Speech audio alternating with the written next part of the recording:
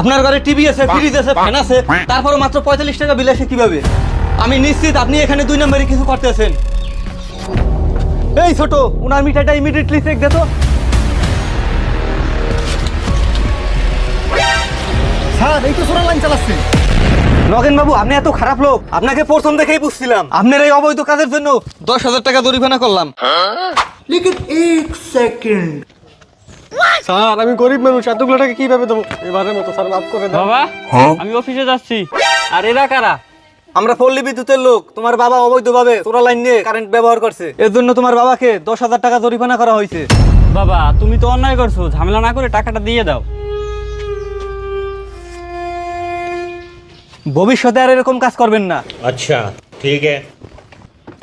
এই খারাপ, তো লাইসেন্স কই? লাইসেন্স তো নাই। লাইসেন্স নাই, মাথার হেলমেট কই? হেলমেটও তো নাই। লাইসেন্স নাই, হেলমেট নাই, দে 10,000 20,000 দে।